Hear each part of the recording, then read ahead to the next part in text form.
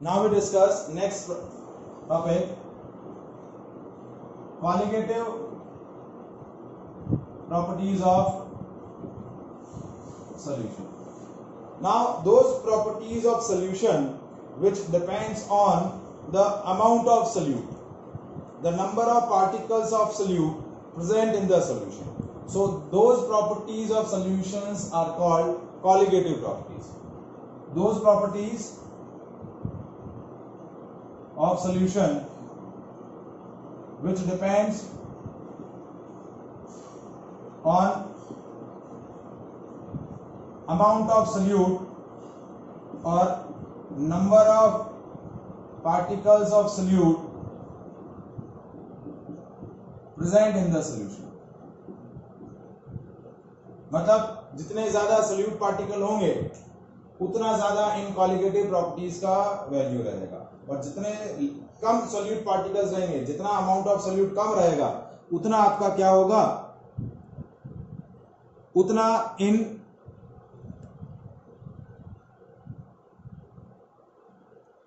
Solute उतना इन colligative properties का वैल्यू क्या हो जाएगा, डिक्रीज हो जाएगा. तो such a properties of solutions are called colligative properties, and we classify the four characteristics of solution as a colligative properties. First is relative lowering in vapor pressure. Second is elevation in boiling point. Third is depression in freezing point, and fourth one is osmotic pressure. These four properties of solutions are called colligative properties of solution. इन चार properties को हम क्या बोलते हैं, colligative properties of solution. जिसमें से एक property हम ऑलरेडी डिस्कस कर चुके हैं, that is relative lowering in vapor pressure. एक प्रॉपर्टी हम ऑलरेडी डिस्कस कर चुके हैं, that is relative lowering in vapor pressure. ठीक है, तो फर्स्ट प्रॉपर्टी हम ऑलरेडी डिस्कस कर चुके हैं, relative lowering in vapour pressure. क्या है relative lowering in vapour pressure?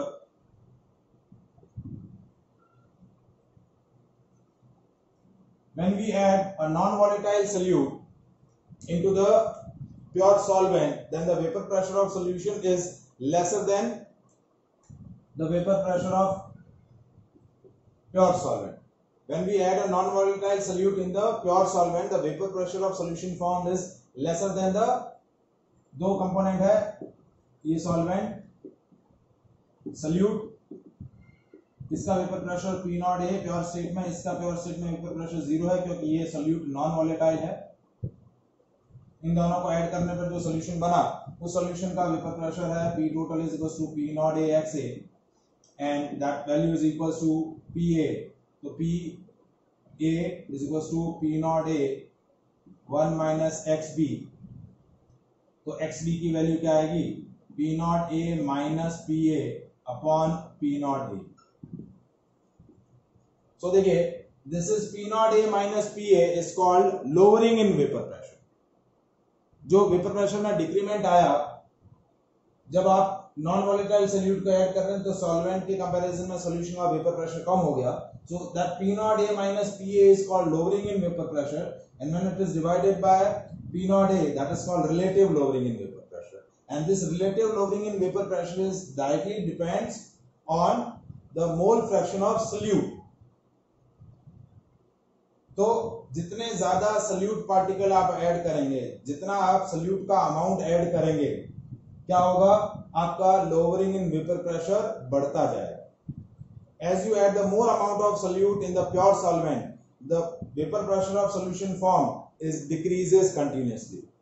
So lowering in decrement in the vapor pressure increases. So that's why relative lowering in vapor pressure is colligative property. क्योंकि ये property किस पे depend कर रही है, amount of solute पे डिपेंड कर रही है. जितना ज्यादा आप सोल्यूट ऐड करेंगे उतना ज्यादा आपका क्या हो जाएगा, वेपर प्रेशर डिक्रीज होता जाएगा सोल्यूशन का. So that's why relative lowering in vapor pressure is called a colligative property. Is that clear? Starting session में हमने इसी से रिलेटेड एक न्यूमेरिकल भी डिस्कस किया था. ठीक है? Is any doubt in that part? Now today we start with next qualitative property, that is elevation in boiling point, that represented by delta TB. T for temperature, B for boiling point, and delta means the difference in a boiling point. That is elevation in boiling point. So it is known as elevation in boiling point. So next qualitative property is elevation in boiling. So as we discussed that boiling point is a temperature. Boiling point is what? It is a temperature when vapor pressure of liquid becomes equal to atmospheric pressure.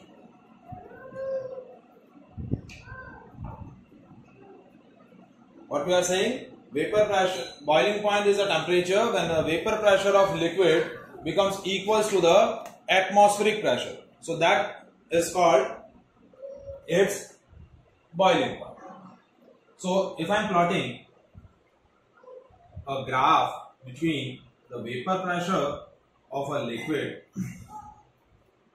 and the temperature, so मैं क्या कह रहा हूं कि the temperature when the vapor pressure of liquid becomes equal to the atmospheric pressure, so that is called its boiling point.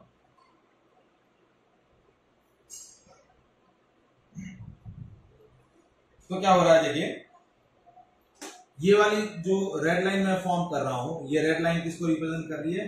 Atmospheric pressure.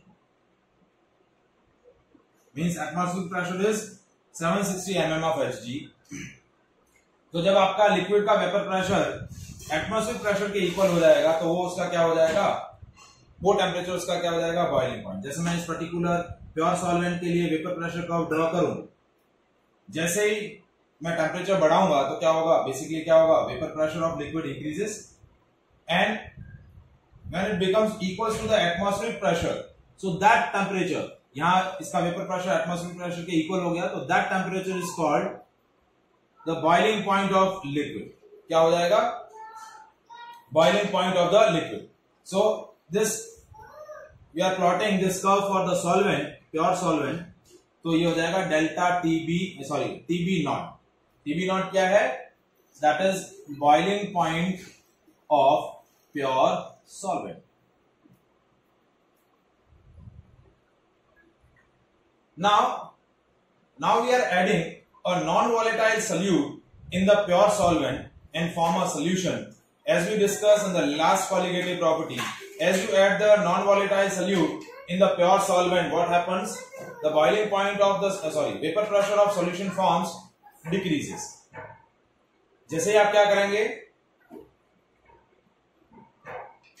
Pure solvent के अंदर non volatile solute add करेंगे, तो आपका जो सोल्यूशन फॉर्म होगा उस solution का vapour pressure क्या हो जाएगा? डिक्रीज हो जाएगा. And that decrement is called lowering in vapour pressure. तो आप जैसे ही प्योर सॉल्वेंट के अंदर आपने क्या किया?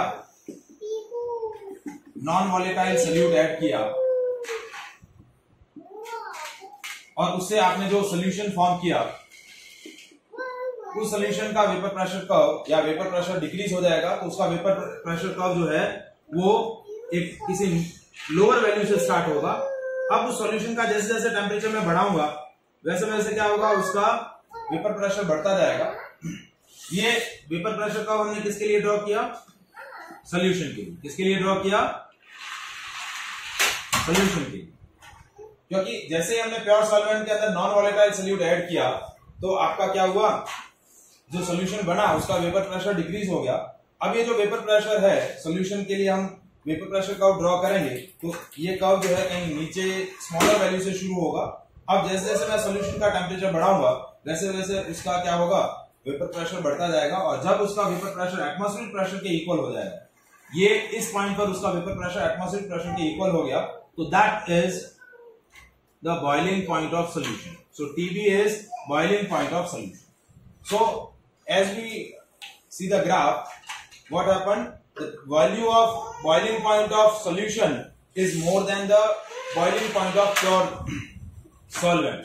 So that increment in the boiling point of solution is called elevation in boiling point. This increment is known as delta TB.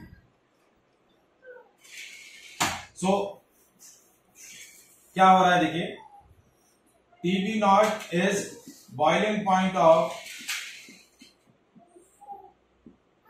pure solvent. TB is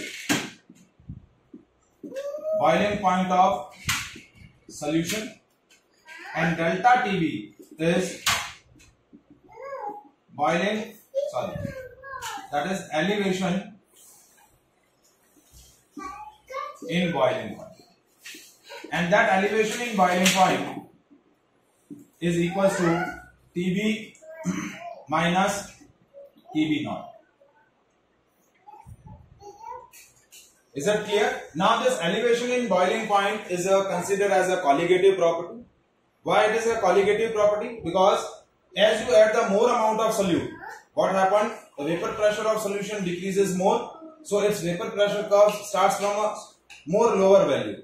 तो उस वेपर प्रेशर को एटमॉस्फेरिक प्रेशर के equal करने के लिए आपको क्या करना पड़ेगा? और ज्यादा टेम्परेचर इंक्रीज करना पड़ेगा, तो सॉल्यूशन का बॉइलिंग पॉइंट और ज्यादा इंक्रीज होगा, and elevation in boiling point is also more. So the elevation in boiling point is depends on the amount of solute. क्या प्रोसेस हो रहा है, मैं वापस से एक बार रिपीट डाउन कर रहा हूं. जैसे आप क्या करेंगे, और ज्यादा सोल्यूट का अमाउंट ऐड करेंगे सॉल्वेंट के अंदर, तो आपका सोल्यूशन जो फॉर्म हो रहा है उसका वेपर प्रेशर और ज्यादा डिक्रीज होगा, तो उसके वेपर प्रेशर को एटमॉस्फेरिक प्रेशर के इक्वल करने के लिए आपको और ज्यादा टेम्परेचर इंक्रीज करना पड़ेगा. मींस सोल्यूशन का बॉइलिंग पॉइंट और ज्यादा इंक्रीज हो जाएगा. जैसे ही सोल्यूशन का बॉइलिंग पॉइंट और ज्यादा इंक्रीज होगा प्योर सॉल्वेंट के कंपैरिजन में, so that increases the elevation in boiling point. That's why elevation in boiling point is a colligative property which depends on the amount of solute present in the solution. So that's why this physical property of solution is a colligative property. Is that clear? Now we derive the expression of delta TB यानी elevation in boiling point का mathematical expression क्या होगा. जैसा हमने अभी discuss किया कि elevation in boiling point is a colligative property, so delta TB is directly proportional to molarity. It depends on the directly proportional to the molality of solution. Now molality is what? The number of moles of solute present in a 1 kg of solvent. As we remove the proportionality sign, we add a constant. That constant is known as molar elevation constant. AB is what? Molar elevation constant. Okay? It is also known as ebullioscopic constant. ठीक है, molar elevation constant या ebullioscopic constant. Now this constant is it is property of pure solvent. किसकी property होती है? Pure solvent की होती है. Molar elevation constant हम किसके लिए डिफाइन करते हैं? प्योर सॉल्वेंट के लिए डिफाइन करते हैं. मतलब जिस सॉल्वेंट के अंदर हम नॉन वोलेटाइल सोल्यूट ऐड कर रहे हैं, जैसे फॉर एग्जांपल वाटर हो गया, बेंजीन हो गया, टोलुइन हो गया, जो सॉल्वेंट जिसके अंदर हम नॉन वोलेटाइल सोल्यूट ऐड कर रहे हैं, मोलर एलिवेशन कांस्टेंट जो है वो उसके लिए डिफाइन रहता है. किसके लिए डिफाइन रहता है? It is a property of pure solvent. Numerically, it is also equals to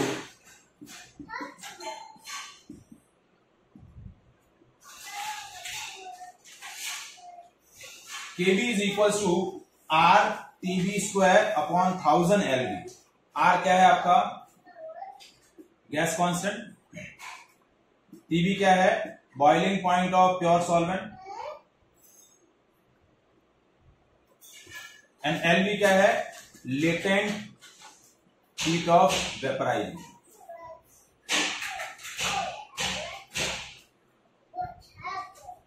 आपको केबी की वैल्यू हमेशा क्या रहेगी, गिवन रहेगी. It is a constant whose value is given and defined for the pure solvent.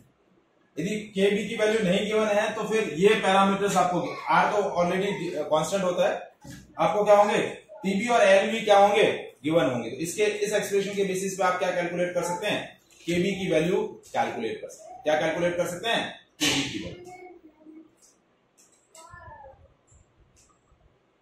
And its SI unit is Kelvin kg mole inverse. अब ये unit कैसे आई देखिए, as we discuss here that TB is equals to KB into M, तो KB की value क्या हो जाएगी, delta TB by M. तो डेल्टा TB टेम्परेचर डिफरेंस है तो वो हो गया केल्विन, और मोलैलिटी क्या होती है, मोल पर KG, number of moles of solute present in 1 kg of solvent. तो ये हो गया मोल पर केजी, तो केजी ऊपर चला गया तो kelvin KG mole inverse.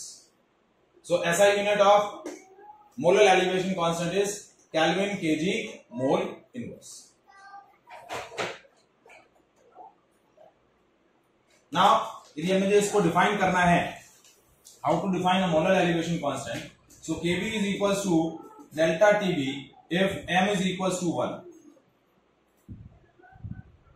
So how can we define that molar elevation constant is equal to, molar elevation constant is equals to elevation in boiling point of 1 molar solution. क्या है, molar elevation constant is equals to elevation in boiling point of 1 molar solution. 1 molar solution के boiling point में जो increment हो रहा है वो increment क्या बोला जाएगा, molar elevation constant. Is it clear.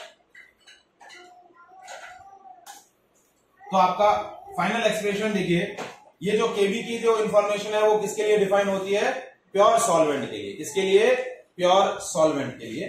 So delta TB is equal to now KB into M. Now this expression is used to determine the molar mass of non volatile solvent. Now how to calculate the molar mass of non volatile solute. Now delta TB is equals to Kb into M. Molarity क्या होता है, moles of solute present in 1 kg of solution. तो moles of solute क्या हुआ, mass of solute upon molar mass of solute into mass of solvent in kg. तो that we are WA is mass of solvent in a gram into 1000. ये हमने expression किसका लिखा है, molarity का expression लिखा है. WB is what, mass of non volatile solute. MB क्या है, molar mass of non volatile solute. WA क्या है, मास ऑफ सॉल्वेंट. और KB आपको पता ही है, डेल्टा TB की वैल्यू आपको, delta TB is molar elevation. So ये सारे पैरामीटर्स जब आप प्लेस करेंगे तो आपका MB का वैल्यू क्या आ जाएगा, MB that is molar mass of non volatile solute is KB into WB into 1000 upon delta TB into WA. That is a molar mass of non-volatile solute which we add in the pure solvent to make the solution and increases its boiling point. So ये expression आपको याद रखना है. दूसरा expression delta TB is equals to KB into M. एक ये expression याद रखना है. The property named as elevation in boiling point. Is it clear?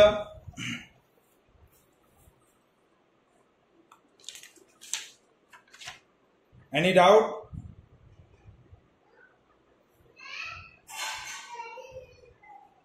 Hello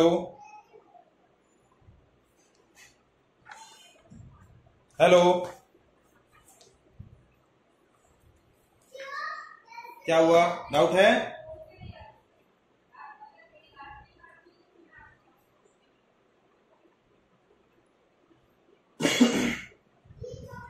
अब देखिए क्वेश्चन है, now we discuss the questions related to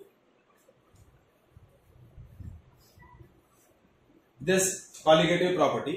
Question is 0.1 molar aqueous solution, 0.1 molar aqueous solution boils at a temperature 100.0518.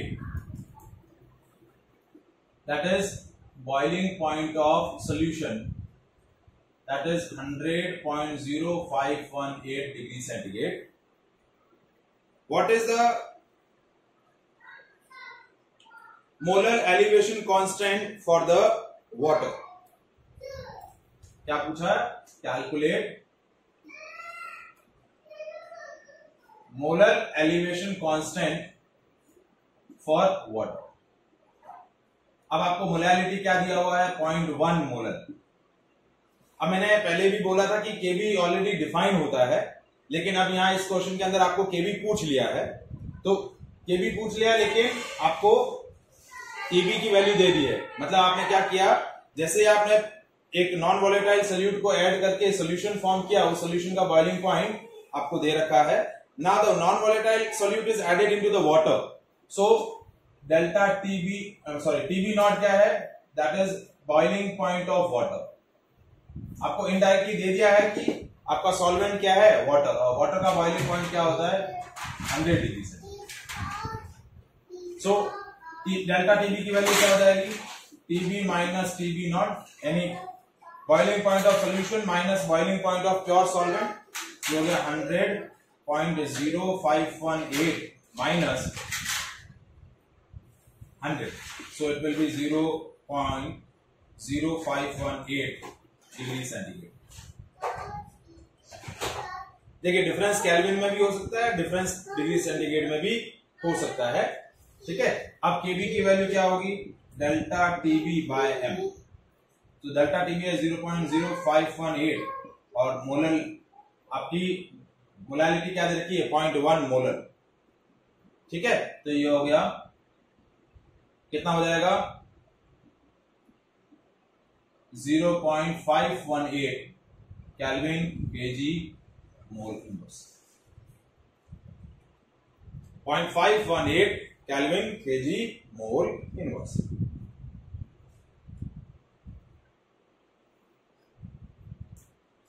Is that clear? Now next question. Now we discuss the question related to the elevation in boiling point and molar mass of non-volatile solute. Question है 0.456 gram of an organic compound of molar mass 152 are dissolved in a 3.14 gram of acetone. आपको salute क्या दिया हुआ है? 0.456 gram and its molar mass is 152 and the solvent is acetone whose mass is 3.14 gram. Means you are taking a organic non-volatile solute whose mass is 0.456 gram and molar mass is 152 gram, added into the pure solvent acetone whose mass is 3.14 gram. Now calculate the boiling point of solution. Calculate the boiling point of the solution. यानी आपको क्या calculate करना है? TB की value calculate करनी है. Clear? And the boiling point of pure solvent delta TB not आपको क्या दे रखा है? 56.2 डिग्री सेंटीग्रेड. क्या दे रखा है? 56.2 डिग्री सेंटीग्रेड. एंड केबी की वैल्यू आपको दे रखी है 17.2 केल्विन केजी मोल इनवर्स. क्या दे रखी है 17.2 केल्विन केजी मोल इनवर्स। देखिए केबी का वैल्यू किसके लिए डिफाइन होता है, प्योर सॉल्वेंट के लिए, मतलब एसीटोन के लिए डिफाइन होगा और ये वैल्यू आपको गिवन रहेगी। ठीक है, तो अब आपको कैलकुलेट क्या करना है, टीबी कैलकुलेट करना है। तो टीबी के लिए पहले आप elevation in boiling point calculate कर लो, that is KB into M और KB into W B by M B into W A into 1000। So delta TB हो गया 17.2 into W B 0.456 into 1000 divide by M B 152 into W A 3.14।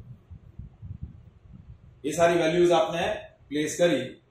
As we solve this on the numerical values, तो ये value delta TB की value आ रही है 0.164। ठीक है, 164 degree centigrade. ठीक है, अब डेल्टा टीबी का वैल्यू आ गया। Now as we know that delta TB is TB minus TB naught. Any elevation in boiling point is boiling point of solution minus boiling point of pure solvent। तो ये हो गया। TB की value कैसे calculate होगी, TB की वैल्यू आपको कैलकुलेट करनी है minus 56.2 and delta TB is 0.164। So TB हो गया 56.2 प्लस 0.164। यानी प्योर सॉल्वेंट के अंदर, प्योर सॉल्वेंट के बॉइलिंग पॉइंट के अंदर आप क्या ऐड कर लेंगे, एलिवेशन इन बॉइलिंग पॉइंट।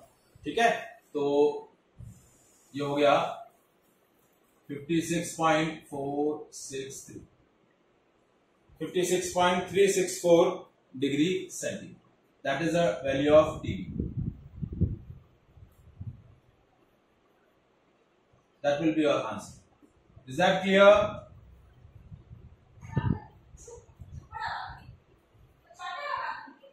ठीक है, नाउ अब एक वैरायटी हम मोलर मास से रिलेटेड क्वेश्चन की कर लेते हैं ताकि पॉसिबल जितनी भी वैरायटी है वो हमारी सॉल्व आउट हो जाए। Now next question, a solution containing 12.5 gram of non electrolyte substance dissolved in a 175 gram of water